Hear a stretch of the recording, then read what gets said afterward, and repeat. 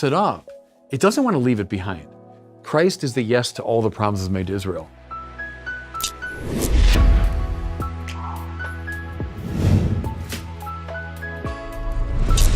Here we are on the Sunday Special with Bishop Robert Barron, author of Arguing Religion. We're going to get to all things Catholic Church-related, religion-related, life, afterlife, God, death. It'll be some deep stuff. But first, let's talk about the fact you're going to plot. So life insurance is deeply unfun to talk about because most people don't like to think about dying. They definitely don't like thinking about insurance because these are two topics no one likes, death and insurance. But actually, having life insurance feels great. Getting that peace of mind doesn't need to be complicated. Policy Genius is an easy way to get life insurance. In minutes, you can compare quotes from top insurers to find the coverage you need at a price you can afford. From there, you can apply online, and the unbiased advisors at Policy Genius will handle all the red tape, leaving you free to do the things you actually enjoy, like philosophical discussions about religion and the afterlife. Policy Genius doesn't just make life insurance easy, whether you're shopping for disability insurance to protect your income, or homeowners insurance or auto insurance, they can help you get covered fast. If you've been intimidated or frustrated by insurance in the past, give Policy Genius a try. Just go to policygenius.com right now. Get your quotes and apply in minutes. You can do the whole thing on your phone right now, this instant. Policy Genius. It's the easy way to compare and buy life insurance. Be a responsible human. Don't leave your family bereft so they can't pay for your coffin. They have to bury you in a pauper's grave. Go check out Policy Genius right now, the easy way to compare and buy life insurance. Well, Bishop Barron, thank you so much for joining the program. I really appreciate it. My pleasure to be with you. And I have to say that I've gotten an enormous number of requests for you to come on the show, particularly in the aftermath of an interview we did a couple of weeks ago with Pastor John MacArthur. And I'll have some questions about differences between Catholic and Protestant theology in just a minute. Sure. But let's start off with a personal question. So how did you decide to enter the priesthood? Was this something where, as a child, you thought this is what I'm going to be doing? Not really. When I was a little kid, I came, a Catholic family, went to Mass on Sunday, but I wasn't all that interested in religion. I wanted to be a baseball player. So I was a Cub fan from Chicago. I wanted to be a shortstop for the Cubs till I was about 14. And when I was 14, I'm in high school religion class, and one of the professors taught us one of Thomas Aquinas' arguments for God's existence. And I'm sure no other kid in the room was the least bit affected by it, but for some reason, it affected me. I went home, went to the library. Back in the day, when we went to libraries and got books out. And I got Mortimer Adler's, the great book series, and I found the one on Thomas Aquinas, and then read that section, understanding almost none of it.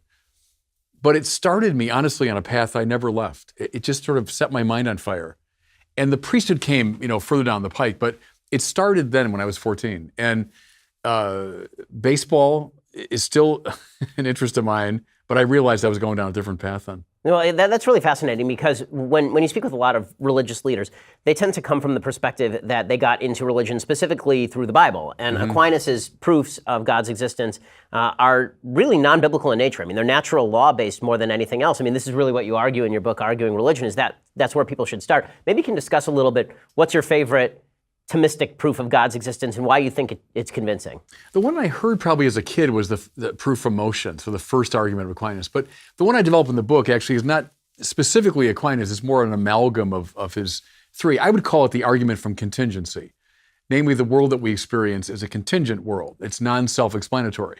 So it exists, but not necessarily. It exists through an amalgam of causes. They themselves are non-self-explanatory. So we have to go further in our quest for the sufficient explanation. That can't go on indefinitely. We have to come finally to some principle, some reality, which fulfills the conditions of everything else, but itself does not have any conditions to be filled. The actus purus, Aquinas calls it, right? Pure act or pure energy, that which exists through itself. So in various ways, proofs 1, 2, and 3 in Aquinas are versions of that argument. And I think most people intuitively sense it. So, there's this massive consensus gentium across the ages that God exists. I mean, the vast majority of people across human history have held that God exists. Now, they can't formulate arguments in a strictly philosophical way, but they sense it seems to me. They sense the evanescence of this world, and therefore the need for an ultimate ground, So I think that proof makes explicit what a lot of people implicitly intuit about the reality of God. So in your book, you talk a little bit about the probably largest kind of pushback to that specific argument, which is the idea of sort of base matter, that there is no God, that at the very root, the only real cause is just the matter itself. Well, how do you respond to that, sort of the Bertrand Russell base facts argument? Yeah, a lot of people would say, look, I buy the argument. There's got to be some sort of, final ground for the existence of things or some ultimate cause. The problem is what the proof uncovers is not just a first cause in a long series. It uncovers that which is properly unconditioned in its reality. So that which exists entirely through the power of its own essence. That means something which by its very nature is unlimited in being because there's no condition that's set for it. When you say matter, you're saying being at the opposite end of that spectrum. Matter is entirely malleable. It's entirely full of potentiality. It's the opposite of actus purus or the unconditioned. So the one thing this reality can't be is material, which is why people like Aquinas and many others would say the first mover, the uncaused cause, is not a body of any kind, not material. So it's a facile answer, but it can't correspond to what that proof actually uncovers, the unconditioned reality. So you talk a lot about, in your book, Arguing Religion, about skepticism and why you think that skepticism is unwarranted in many cases. Maybe you can talk about the limits of skepticism, because we think that all of Western civilization, or at least the post-Enlightenment civilization, is built on the idea of being skeptical. But when it comes to religion, obviously skepticism has been used to tear down religion. Yeah, I mean, in its modern form. I mean, go right back to Augustine and his battle against what he called the academics, si fallor sum, Augustine says. If I make a mistake, I am. Descartes' cogito ergo sum is just a riff on that. I mean, he learned it from Augustine. If I'm making a mistake about absolutely everything, at least I know I am. So Augustine uses that to refute a radical skepticism. Anyone that engages in rational discourse is not a radical skeptic. I mean, anyone that engages in what we're doing now, some kind of conversation, is appealing implicitly or explicitly to some objective standard of truth, of moral goodness, So a complete radical skepticism is just incoherent. It can be used as a tool, as a kind of provisional tool to move the mind along, but you can't accept as a worldview a radical skepticism. It's more post-modernity, I think, that moves in that direction of a, kind of dismantling of all the epistemic and moral systems. You can't finally do that and have something like a rational discourse. Okay, so when it comes to skepticism, you talk again in the book about skepticism, and your chief response to people who are skeptical about religion is that there are perfectly rational reasons to believe, particularly in God. And you use the Thomistic proofs, as we were discussing, which are non-revelatory in nature. They're basic trying to reason from the nature of the world to what that world is about. But it seems to me that most of the people who are skeptical of religion are not actually skeptical of God per se. They actually like the idea of God in essence.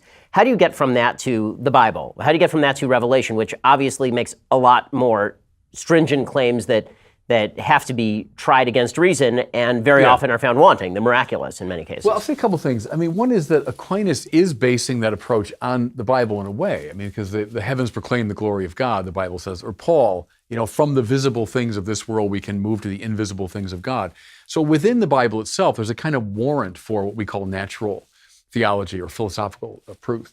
But yeah, I'd say this, Aquinas refers to his famous arguments as a type of monoduxio, Latin for leading by the hand. The way you take a little child, it's like, come on, let me help you. Let me show you, how to walk.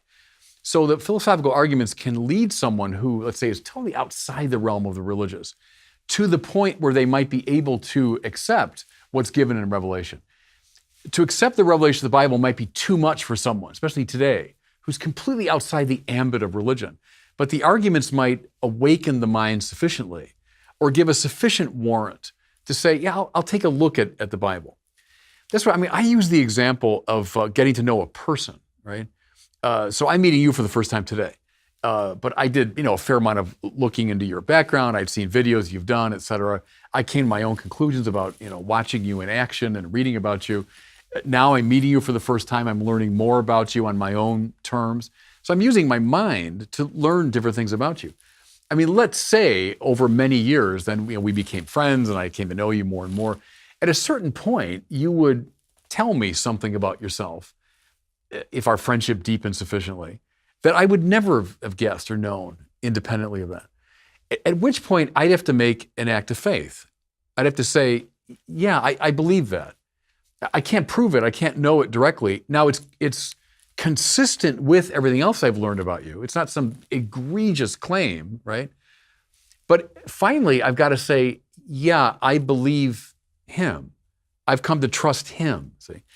I think that's the analogy for reason in relation to faith. when it comes to God, you can discover an awful lot of things through the mind by looking at the world and reasoning about it. And lots of our great thinkers have done that. That can lead me into the forecourt of the temple, if you want, But at a certain point, our great tradition claims that God speaks. We don't mean that, literally, but I mean that God has revealed something about his own heart that we couldn't have guessed on the basis of reason. I have to say, okay, I believe or not. I have to say I accept that or not. But reason can predispose me to that point of acceptance. That's how the Catholic Church sort of does it, the play of faith and reason. Moving into the forecourt of the Gentiles is not a bad place to be because it predisposes you to the point of the act of faith, But you need more than reason. I mean, philosophical reason would not be sufficient for someone seeking real communion with God. So why not? Why? I mean, this is the argument, obviously, that Aquinas asks about. He says, why, in addition to natural law, do you actually need a Bible? Why do you need revelation? So what's the answer to that for you? Why is it that we can't just, given all of the premises of a universe created by an intelligent being with a plan and with kindness and goodness, why do we need a set of commandments? Why do we need, or in the Christian view, a Savior to come down and change the nature of the world itself? Well, in answer to the first question, Aquinas and our tradition would tend to say the Ten Commandments correspond roughly to the first principles of the natural law. And so in a way... Maimonides says the same in ours. Yeah, and so in a way, that's true. There's a overlap between the two. See, I would now speak as a Christian and say, there's no way on the basis of philosophical arguments that I can ever know that God loves me to the point of giving his own self as a gift to me, that God died that I might come into union with him. I mean, there's no way I could learn that through philosophical argumentation. That God is love. I mean, the great central Christian claim, which is a Trinitarian claim, right? If God is love, there's lover, beloved, and shared love within the very nature of God. How do we know that? Well, the first Christians knew it from the cross of Jesus, that God so loved the world, he sent his only son into our dysfunction, drawing now the Son back to the Father in the Holy Spirit to save us. I can't guess at that. There's no argument for that. It's congruent with the God who's the unconditioned act of being itself and all of that. There's no way I would have guessed at that. I couldn't come to that on my own. That was revealed. And then from the depth of my heart, I say yes to that. I accept that revelation as true. And the same is true, I think, within Judaism as well, But that's the play between faith and reason. I've never been at home. I love Kierkegaard, but I've never been at home with the leap of faith thing. Because especially the way it's used today, as though it's simply this wild leap into the dark. No, it's not that. It's, we've been brought to a certain point by our minds. But then from that perspective, from that point, we're able to make this act of loving acceptance more easily, But no, we can't reduce it to reason, or you'd never guess that God is love to the point of death. I mean, and I think there are serious questions to be asked about whether reason alone can bring you to the point of even beyond the Ten Commandments, how far reason can get you. Because there are limitations to the moral societies that have been created by human beings. And if it were really true that we could create a moral society under any circumstances simply by the act of reason alone, human beings all over the world have been capable of reason, and yet the goodness that we've seen in terms of rights and prosperity, all of this only arises in the context of one civilization with one specific history. Well, that's, of course, a very interesting thing. I'm thinking, too, though, of in the Christian context, of the love of one's enemies. That's not an entirely rational principle. I mean, that's something that's, we'd say, the result of a supernatural grace. See, you can really love your enemy, that you will the good of your enemy for your enemy's sake. So not that it were down to your benefit, but you love, that's again Aquinas, to will the good of the other as other, even your enemy. That's not a rational thing to do. You won't find that in Aristotle. You won't find that in the great, or in the Kantian system, for example. But you find it at the heart of the gospel because it's predicated upon grace, the love of God that goes all the way to the limits of God-forsakenness, that God loves us, his enemies, for our own sake. If we're capable of that, it's because of grace operating in us, not just because of our own musing or our own will to excel. That's the result of a pure gift, So all of that belongs to the properly theological dimension of Christian thought and behavior. So in a second, I want to ask you some very awkward questions about differences between our two religions Yeah. and how we live together in peace and harmony. But first, let's talk about how you're going to sleep better. So I know you are riveted by this conversation, as am I, but at some point tonight, you're going to have to go to sleep. And when you do, the question is, why would you buy a generic mattress built for somebody else? Helix Sleep has built a sleep quiz that takes 2 minutes to complete. They use the answers to match your body type and sleep preferences to the perfect mattress, whether you're a side sleeper or a hot sleeper, whether you like a plush or firm bed. With Helix, there's no more guessing and no more confusion. Just go to helixsleep.com/BenGuest, because I have a guest. Take their 2-minute sleep quiz. They will match you to a mattress that will give you the best sleep of your life. My wife and I have a Helix Sleep mattress. It is fantastic. We went onto the Helix Sleep website. We did the 2-minute sleep quiz. It came in the mail. We unwrapped it and inflated it in front of us. We tossed it on the bed frame. We were good to go. It's so comfortable. I got one for my sister for her wedding as well. For couples, Helix can even split that mattress down the middle, providing individual support needs and feel preferences for each side. They also have a 10-year warranty. You get to try it out for 100 nights risk-free. So what exactly are you waiting for? Right now, Helix is offering up to $125 off all mattress orders. Again, up to $125 off at helixsleep.com/BenGuest. That is helixsleep.com/BenGuest for $125 off your mattress order. helixsleep.com/BenGuest.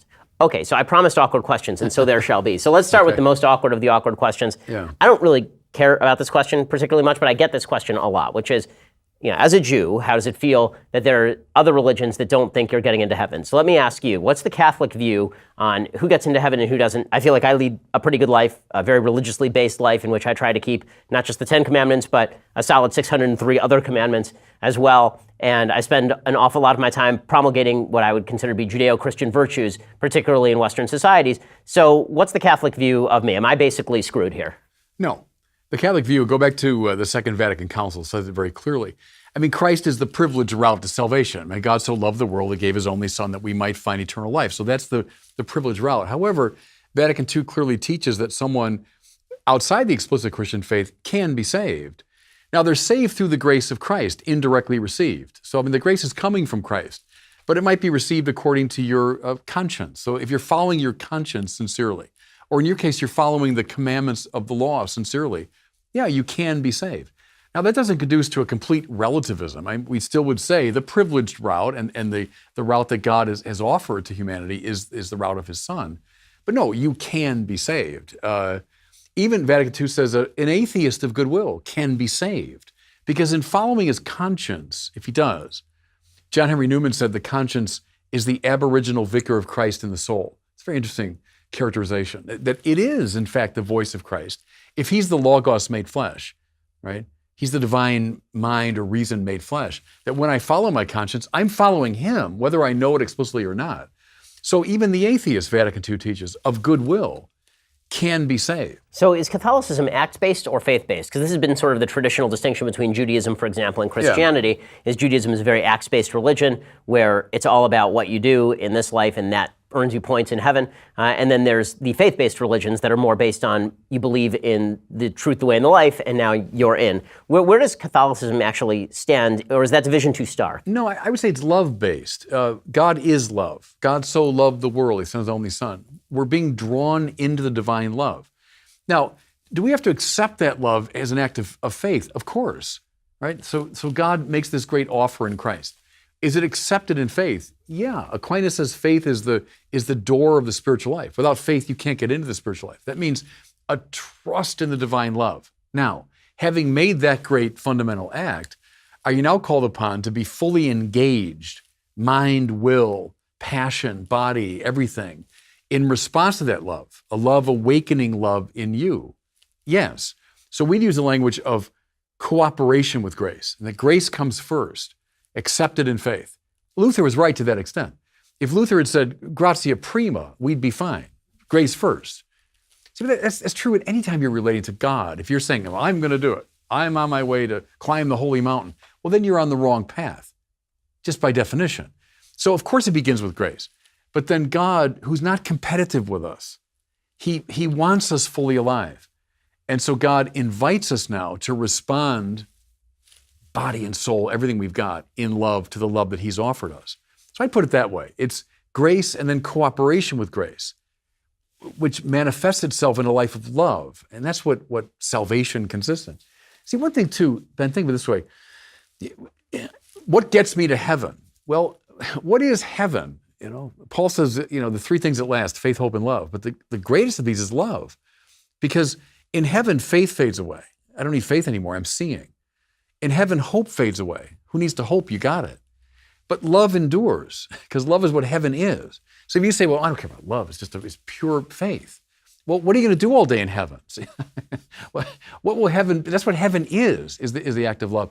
So it begins here below as we cooperate with grace. I'd say that's the Catholic way of looking at it. So how do you square that with the sort of modern perception of what love is? So many people in Western society believe that love is essentially tolerance. Whatever my friend wants to do, I'm on their side, I'm with them, I have to boost their self-esteem. And that's the ultimate love. If I were to signal my discontent with their behavior, or to say that they were acting morally or try to correct them, that this would actually be acting contrary to love. You take a pretty strong view on the over-application of tolerance in your book. So. Yeah, I mean, tolerance is the great modern virtue. So you might say that, diversity is what we accept, and therefore tolerance is the great virtue. But see, tolerance would not really be a Christian virtue. Love is the virtue. Now, it can include what we mean by tolerance. But the trouble is this, see, love means willing the good of the other as other. That might take the form, as it does, for example, in the great prophets, of calling somebody out and saying, look, what you're doing is repugnant to God's will. That's willing your good. That's not coming down hard on you. That's willing what's best for you. So that tough love, sure, that's a face of love, So if you prioritize tolerance, you're marginalizing what belongs at the very heart of the matter, which is the willing of the good of the other. That's the virtue we want. Do you think that religion, mainline religion, whether Catholic, Protestants, or Jewish, is having trouble specifically because people are mistaking one for the other? I can see it in my Jewish community, right? I mean, I can see that the Orthodox are growing. We continue to grow as a sect of Judaism, and as I would say, the most authentic sect of Judaism that actually cares about the words of the Torah. It's growing. Kids tend to stay involved, but other sects of Judaism tend to fade away over time. But that's not stopping the Jewish community from thinking, okay, the way I'm going to get these kids who are disenchanted back into the synagogues is with guitar and pizza and parties. We went down that road in the Catholic Church. I grew up in that time after Vatican II, and it rather massively didn't work. No, I think as the great spiritual masters, they all know this. I mean, Dostoevsky famously saying, real love is a harsh and dreadful thing. So real love is not this sort of bland, namby-pamby, anything goes, I'm okay, you're okay. On the contrary, real love wants the good of the other, and so it makes demands. And it upsets people very often, the real thing. So it's not sentimental. We hyper-sentimentalized a lot of religious language, and that's caused huge problems. There's something kind of spare and bracing about the Aquinas language of willing the good of the other. And that can take a softer form if you want. It can take a harder form depending on the circumstances. But the focus is always on the other, as other. It's like when the Lord says, to love your enemies, as I was saying. That's the great test of love, because if it's your enemy, this is not someone's going to pay you back. So if I'm kind to you, that you might be kind to me, well, that's not love, right? That's an indirect egotism. I will give you a party that you might give me a party in return. That's why in the Sermon on the Mount, Jesus says exactly that. Don't give a party for those who can repay you, right? Don't loan to those who can pay you back with interest. That's not the point. The point is to be good to those that can't return the favor. That's tough stuff, both for you and often for the other person. And right, the modern tolerance is kind of a vague simulacrum of that. I want to ask you some basic kind of Catholic doctrinal questions, because I think we in the general public who aren't Catholic have some basic views about Catholicism that are likely wrong, but well accepted. So papal infallibility, can you just define that? How far does the Pope's infallibility go? Do I have to take everything, if I'm a Catholic, that he says at face value? Is some of it political interpretation? What is the vicar of Christ, and what is just him saying things? Yeah, well, it's very narrowly defined. That's the important thing within Catholic ecclesiology, we say, the theology of the church. When the Pope speaks, we say ex cathedra, from the chair, right? In the formal manner, on matters of faith and morals, for the sake of the entire church. He's speaking infallibly. It's happened precisely twice since the thing was declared formally. So this is a very, very rare thing. We speak about the infallibility of the ordinary magisterium. Now that means the bishops in union with the Pope teaching on a key matter of faith and morals in general consensus around the world. We recognize that as an infallibility of this ordinary teaching of the church. But the Pope himself, it's on such rare occasion. Now, the Pope does deliver himself of formal teachings like encyclicals, which have to be taken with tremendous seriousness. But might a Catholic, quarrel here and there with something in an encyclical? Sure, it's not an infallible statement. Much less certain prudential judgments of a Pope. A Pope might make a judgment, a prudential determination about a policy within the church, or a political judgment. Is one obliged to accept that? No. I mean, we approach the Pope always in an attitude of deep respect. He's a successor of Peter. He's the vicar of Christ. He's the guarantor of our unity. So the Pope is always treated with enormous respect. But the infallibility is a very, very narrowly defined quality. So I think it's the danger is like, the Pope is going to rain tomorrow, therefore it's going to rain tomorrow. No, that's not Catholic teaching. And what's Catholic teaching as far as how doctrine develops? So over the course of centuries, where's the limitations? Because what we see in the Orthodox Jewish community, and we're seeing this now, is in Orthodox Judaism we have this idea of the oral law, which is the interpretation of the text of the Torah, and this continues over centuries, and it leaves open the possibility, if you're not careful, of people straying from the text so far that they're actually contravening the text. I assume that you've had some similar problems in Catholicism itself as well. So how is interpretation limited in sort of Catholic doctrine? Yeah, I go back to John Henry Newman there, who says that ideas don't exist on the pages of books, but in the play of lively minds, he says. So you and I talking right now, it's an example of an idea is developing, it's unfolding. So Newman says the way, the seed grows into the great tree, or my preferred one from Newman is the way a river begins very small, but then it deepens and broadens and takes in all kinds of influences as it moves through space and time. And so like the idea of the incarnation, as St. Peter took it in, as St. Paul articulated it, now as Chrysostom articulates it, as Jerome articulates it, as Augustine and Aquinas and so on, that's the river deepening and broadening over space and time. Now, to your point, because ideas develop, they can corrupt. So it can be the case that you've deviated from the essential meaning of an idea. That's where the authority of the church comes in. So we're not just a debating society. That's a danger across the ages, but especially today, is to turn the church into a debating society. So let's all just get together and we have this open-ended conversation and we never decide anything. No, but the danger of corruption there is extremely high.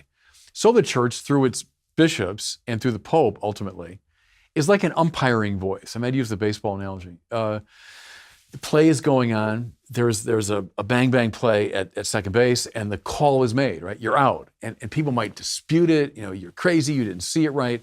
But if we allow that to go on, that dispute, the game just unravels, right? The game ends. So real baseball people like umpires, even though we boo when they come on the field. But a real baseball person likes the umpire. Thank God the umpire's there to say, no, look, man, you're out, okay? I know you don't like it, but off the field and the game goes on. See, and that's the right rhythm. The game of theology is this play of lively minds. Good. Theologians and people talking and arguing and back and forth and the thing developing. But occasionally, and if you over-umpire, like over-referee a basketball game, that wrecks the game too, right? Calling every little thing. So occasionally the church would intervene to say, nope, that's not it. That's too far. That's a unraveling of the idea. Now, play ball, off you go. So this raises another question, which is, if the church is the umpire, the critique that's been made, particularly by Protestants, Pastor John MacArthur sat in the chair that you're sitting in just a few weeks ago, and his argument was basically that by the 15th century, the church had become more of an obstacle than a middleman, more of less a conduit to the truth of the Bible, and more of an obstacle to people understanding the truth of the Bible. Has there been a time when you think the Catholic Church has done that, or has the Catholic Church always served its purpose of being sort of the middleman between God and the normal Christian? Well, I'd say a couple things. One is the principle, ecclesia semper reformanda, right? The church must always be reformed. That's a Catholic principle. That's an ancient patristic principle. So when Luther picks that up as a great reformer, that's a Catholic principle. Of course, the church is always to be reformed. The church, in its particular expressions and the particular people that play these roles can go off beam sometimes. However, I don't want the umpire off the field because then the play is going to unravel. And I would dare say, I say it with great affection for all my Protestant friends and for Protestantism, but the 30,000 denominations of Protestantism, is not a good reflection of Jesus' great prayer, that they might be one. One of the guarantors of unity is precisely this umpiring voice of the church. I'd furthermore say this, that would you pick up Hamlet and hand it to a kid and say, off you go, just read it, you'll be fine, you'll understand it? No, I mean, we surround Hamlet with this complex interpretive apparatus and a tradition of reception. And we help someone read that complex text through that interpretive lens. That's why I think it's borderline irresponsible just to pick up the Bible to say, now, off you go, read it. When it comes to the unity of the church, an argument could be made, and it has been made by folks like Sam Harris, for example, that the unity of the church is what led to theocracy for hundreds of years. That basically, between the fall of the Roman Empire and the Peace of Westphalia, you have Catholic dominance across the continent of Europe, and that results in a certain level of intellectual stagnation, he would argue. It results in a hidebound attempt to victimize people of other religions. How does Catholicism make room for other religions in the absence of Protestantism, for example? I mean, is the rise of Protestantism seen by Catholicism as a bad thing in the sense that it does all the things that you've talked about before, or does it provide room for the flourishing of more than one type of religion and a certain level of diversity that's good for the conversation? Yeah, you're raising a complex set of questions there. I mean, to the degree that modernity as we know it politically emerged out of Protestantism, which I think it did in many ways, many important ways, the church has found an awful lot of good within modernity and doesn't advocate now certainly this kind of altar throne relationship sort of thing. We don't advocate, taking over the government and the church running political affairs. There's a legitimate independence, a legitimate integrity, to the political reality. So I mean, the church wouldn't want that by any means. To that degree, I think it embraces very much the modern sense of pluralism and a certain separation between the church's preoccupation and that of politics. So we have no quarrel with that. You can go back to history and say, well, it was done differently a long time ago. But I think to that degree, we'd embrace, a lot of those modern reforms. Okay, so I want to ask you in just a second about contrasting various popes over the past, the course of my lifetime. I'm not that old, so only 3. But I'll ask you to compare and contrast in just a second. First, let's talk about your investing. So Robinhood is an investing app. It lets you buy and sell stocks, ETFs, options, cryptos, all commission-free. They strive to make financial services work for everybody, not just for wealthy folks. It's a non-intimidating way for stock market newcomers to invest for the first time with confidence. It's simple and intuitive. A bunch of folks at the office use it. It is clearly designed. The data are presented in an easy-to-digest way. Other brokerages charge up to $10 for every trade, so you lose maybe the entire profit margin on a trade. But Robinhood doesn't charge commission fees. You trade the stocks and you keep all your profits. It's got easy-to-understand charts, market data. You place a trade in just 4 taps on your smartphone. And the Robinhood web platform lets you view stock collections like 100 most popular in sectors like entertainment and social media, and curated categories like female CEOs, analyst ratings of buy, hold, sell for every stock. Learn how to invest as you build your portfolio, discover new stocks, and track favorite companies with personalized news feeds, custom notifications for price movements, all sorts of great stuff. Robinhood right now is giving listeners a free stock like Apple, Ford, or Sprint to help build your portfolio. Sign up right now at benshapiro.robinhood.com. That's benshapiro.robinhood.com. It's a fantastic app. It'll help you learn to trade better. Go check it out, benshapiro.robinhood.com. So when last we left our subject, I was going to ask you about the 3 popes of the last 25 years, 30 years. So Pope John Paul II, Pope Benedict, and Pope Francis. As a Jew, I get to criticize popes however much I want, which is great for me. But my perception has been that Pope John Paul II, obviously a historic figure in many ways, particularly in his anti-communism. Pope Benedict, a traditionalist, one of the great religious thinkers of our time. And I've been highly critical of Pope Francis, who's been perceived by the media as much more progressive on politics, much more focused on issues like global warming than, for example, abortion. Do you think that that is a mislabel of Pope Francis's actual legacy, or do you think that the media are doing a responsible job in covering what exactly Pope Francis is doing? Yeah, I mean, every pope has a specific emphasis. I mean, so John Paul coming out of his great struggle with communism, and that massively influences his social thinking. Benedict, I think, coming out of his European cultural background and wanting very much to re-evangelize Europe. I would say that's maybe key to him. Francis coming out of his Latin American, specifically Argentinian background.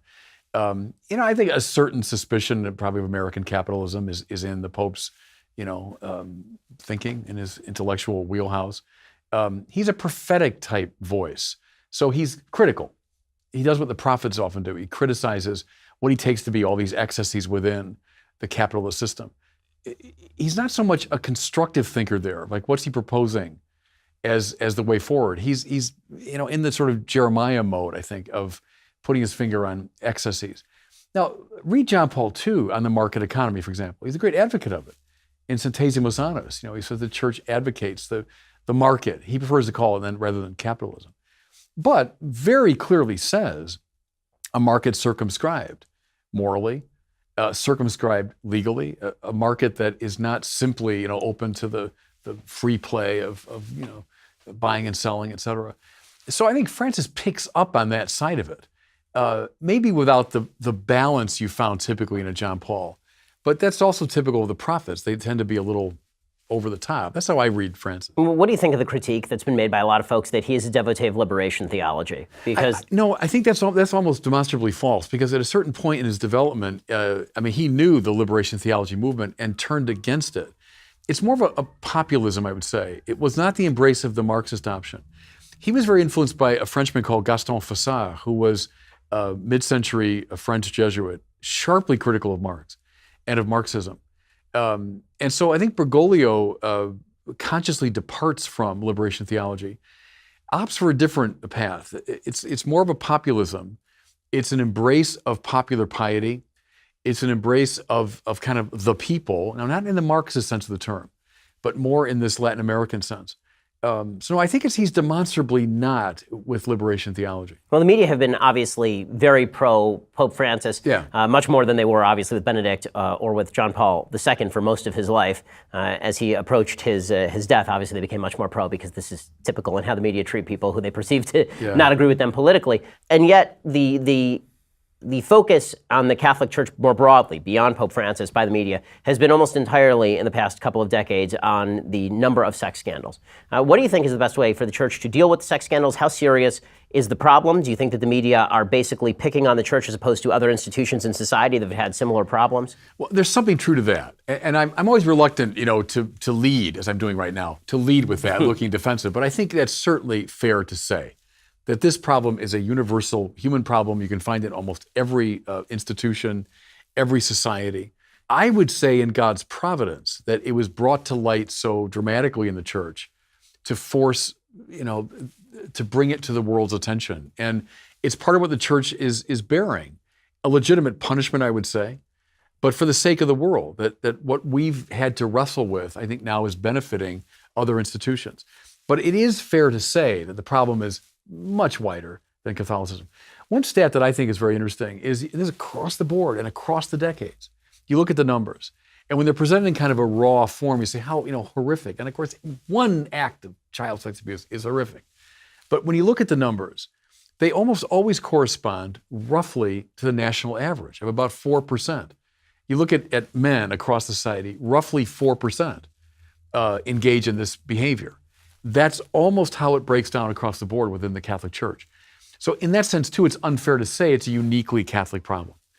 And having said all that, I think it is important that it's being brought to light precisely in that framework so that we can bring healing to it and maybe deeper instruction than to other institutions as well. I don't think the media is picking on the church in this measure. That, thank God for the media. That revealed the thing when the church, to be frank, was not as willing or able to deal with it. Thank God, in a way, for the Boston Globe that brought this thing to light. So I don't really quarrel with that. I think just as in the Old Testament, God using Cyrus. God can use even enemies of Israel to affect Israel in a positive way. Did God use enemies of the church in a way to help the church? Yeah, I think so. Well, what do you make of the schism that seems to have been breaking out inside the Catholic Church at the upper echelons over the handling of the sex abuse crisis by the Vatican, for example? I'm very hopeful the February meeting coming up, when the Pope is gathering the presidents of all the bishops' conferences from around the world. I'm very hopeful that will make some important moves. I'll confess to being disappointed. As a member of the Bishops' Conference last November, we gathered and we wanted very much to vote on some very specific measures, protocols that would address this issue. And the Vatican asked us to pause. They didn't say, it's over, don't do it. They said, pause, could you wait till February? I'll confess to being disappointed, along with most of my colleagues, I think. Might there be good reasons for that? Yeah, they didn't give us the reasons why we're to pause. It could be the Vatican wants a singular, universal protocol. Didn't want us operating independently. There might be some canonical considerations. What we're proposing might have been out of step with canon law. That's why I'm hopeful the February meeting will take some very specific steps. So I wouldn't speak of schism. I think there's everybody in the church wants to address this thing at the level of protocols and the level of deeper conversion. We're debating, I think, how best to do the first one. What do you make of the critique that comes up every time one of these sex abuse cases comes up, where folks basically suggest that the problem is chastity within the priesthood, that we should allow priests to get married? Well, no, you're talking about celibacy. Because chastity is the problem. Right. I mean, I agree. It's lack of fidelity. It's lack of following biblical sexual ethics. That is the fundamental problem. It's not celibacy, and that's demonstrably the case. That's been shown across the decades, that celibacy is not the cause of this problem. It's, at the moral level, it's a deep infidelity. It's a failure to live up to our own teaching. So our teaching is eminently clear on this score, So it's priests, sadly, tragically, not living up to the teaching of the church. But no, I certainly wouldn't blame it on the celibate priesthood. The overwhelming majority of child sex offenders are not celibates. So I wouldn't correlate it to celibacy. And to get into even more controversial territory, obviously the church has come under significant fire for its perspective on homosexuality.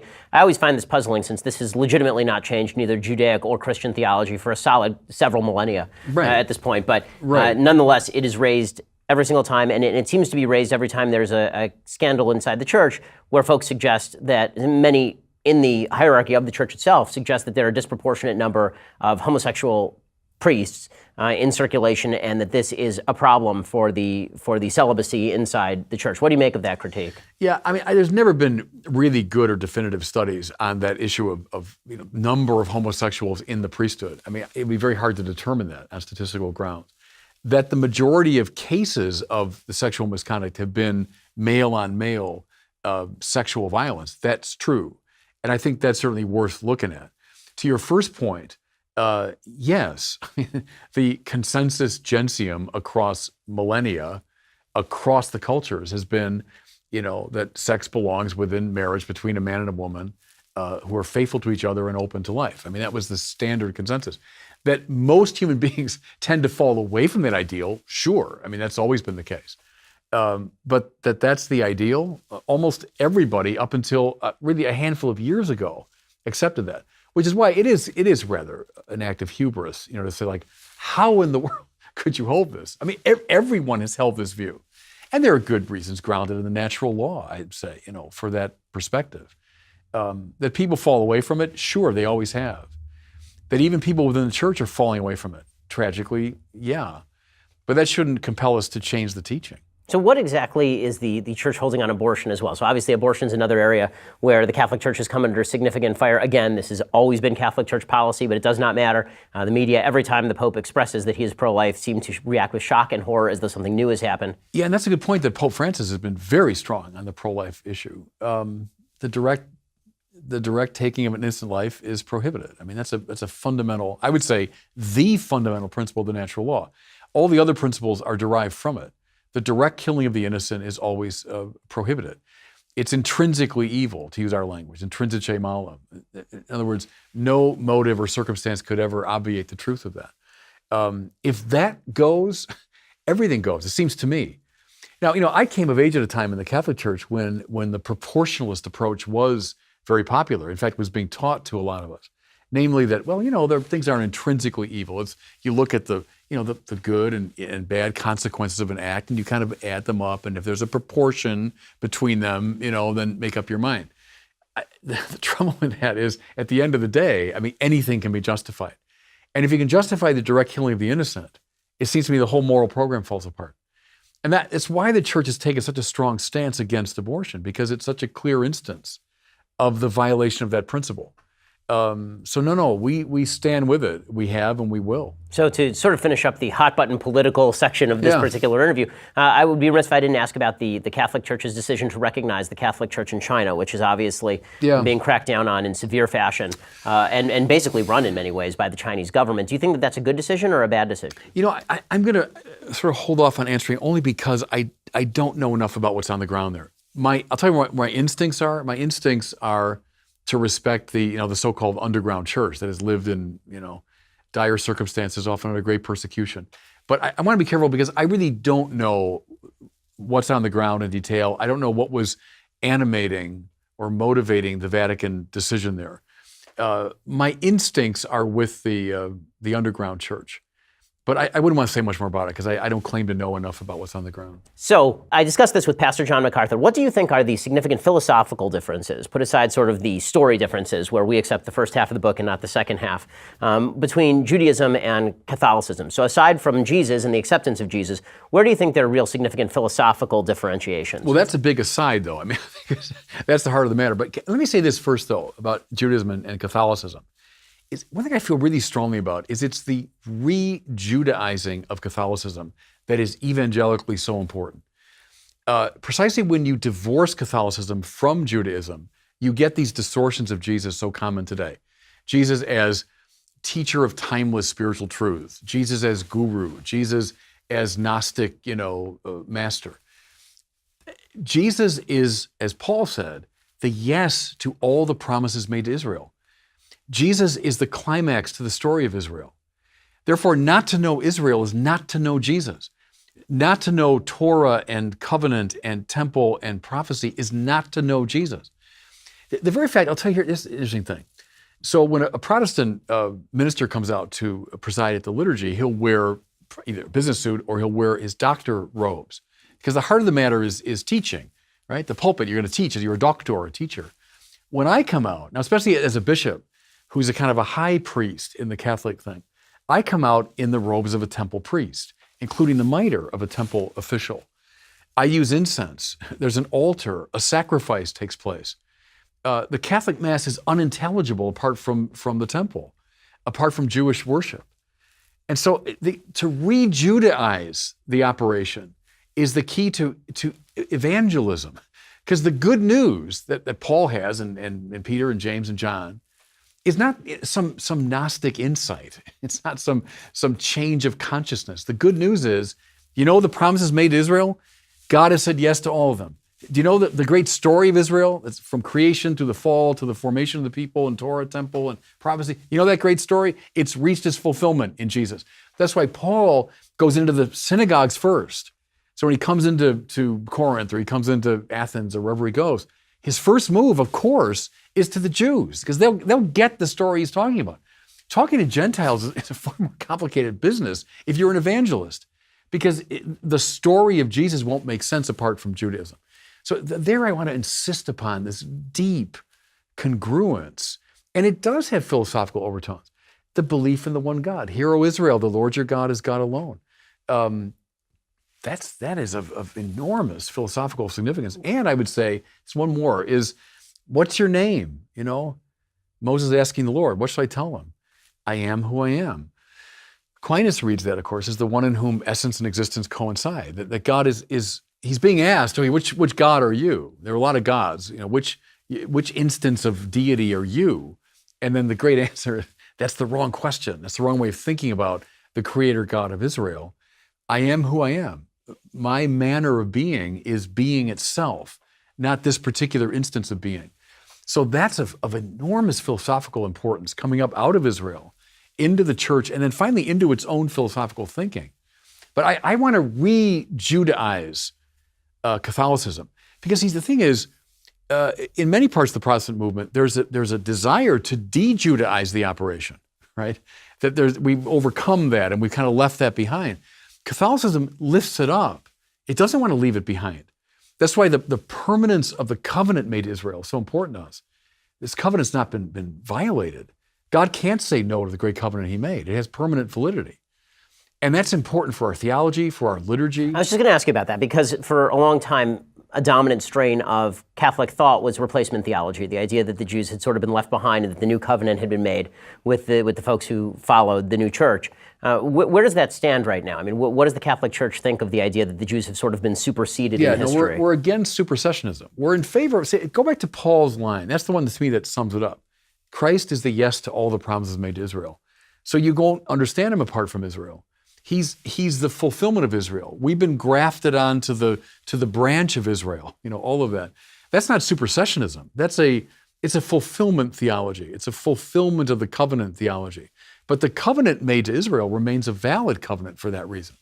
It's been brought to its fruition, So that's why I'm not going to simply reduce it and say, well, there's no difference, because I'm an evangelist. I mean, I'm a Christian evangelist. I want everyone to know the good news, the evangelion about Jesus.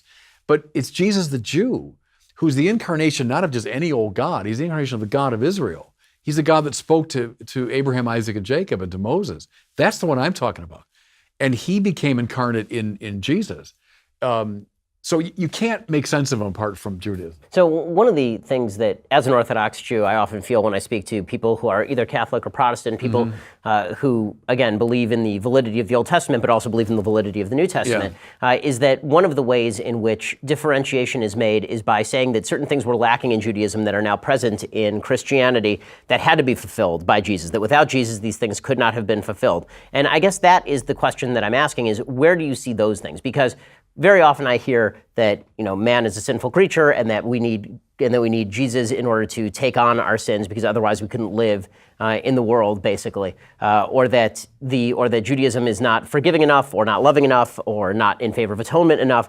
And I think as a Jew who prays 3 times a day for atonement, has a full day devoted to atonement on Yom Kippur, has a full month before that devoted to atoning in preparation for the atonement on Yom Kippur, with all of this stuff, I get the feeling sometimes as a Jew that one of the ways that Christians differentiate from Judaism is by miscasting the nature of Judaism. So that's why I'm asking for some specificity. Here's what I would say is, think all the institutions of Israel, Torah, temple, covenant, prophecy, their purpose is to bring divinity and humanity together, I would say.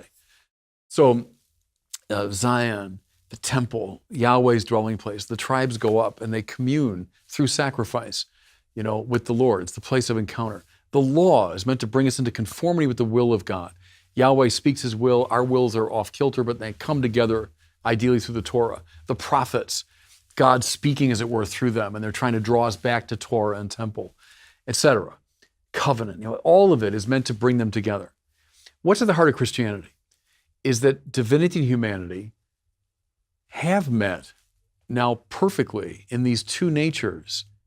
I'm purposely kind of Greekifying the language now, but it's all Jewish talk, translated for Greeks at the time, but it's all Jewish talk.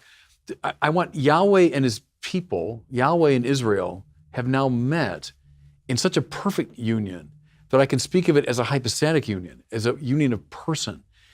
The hypostatic union of two natures, divine and human, in one divine person. That's who Jesus is. That's what I mean when I say he's the fulfillment of the temple, the fulfillment of the Torah, the fulfillment of prophecy. What they want has happened now fully in him. That's why, the great scene of the Roman soldier piercing the side of the crucified Jesus, out comes blood and water. The blood of the Eucharist and water baptism is one way to read it, but the other way is the fulfillment of Ezekiel. That at the time of the renewal of the temple, when the Shekinah of Yahweh comes back, what will come forth from the side of the temple but water, life-giving water for the renewal of the world? And so these first century Jews looking at Mashiach Yeshua, are saying, look, there it is. In this great act of sacrifice on the cross, now read in temple language, divinity and humanity have met. The atonement's been effected. The covenant's been fulfilled, And the sign of it is the coming forth of water from the side of the renewed temple. Now, all of it's dependent upon the resurrection. If Jesus Christ had died on the cross and stayed in his grave, none of this would make a lick of sense. Everything I'm saying would be a lot of hooey, and Christianity would just be a waste of time. What got it off the ground was the resurrection of Jesus from the dead, which is what convinced these first century Jews. And I think, of like Rabbi Shaul studying at the feet of Gamaliel, who knew everything I've been talking about and 1,000 things more. When he met the risen Jesus, That's what he got. And it took him a while. It goes off to Arabia, we hear. Paul goes off to Arabia. Where did he go? I don't know. No one knows where he went. But he went away. Then he's in Tarsus for a number of years. What's he doing? I think he's trying to piece it together. He's trying to piece it together. How the promises made to Israel have now been fulfilled in this most unexpected way through a crucified Messiah who's risen from the dead. But when he figured it out, he comes to Corinth and Philippi and finally Rome to announce this new Mashiach, you know? So it's a deeply Jewish movement that makes sense only in that context. When you abstract from it, you undermine its evangelical power. Okay, so I'm going to ask you in 1 second, one final question. I want to ask you specifically about kind of Jordan Peterson and biblical movements without the Bible per se, without the divinity of the Bible per se. But to hear the answer from Bishop Barron, you first must be a subscriber. To subscribe, go to dailywire.com, click subscribe to watch the rest of the show there. Bishop Barron, thanks so much for coming. It really has been a pleasure having you. I've really enjoyed it. Thanks so much for the time. God bless you.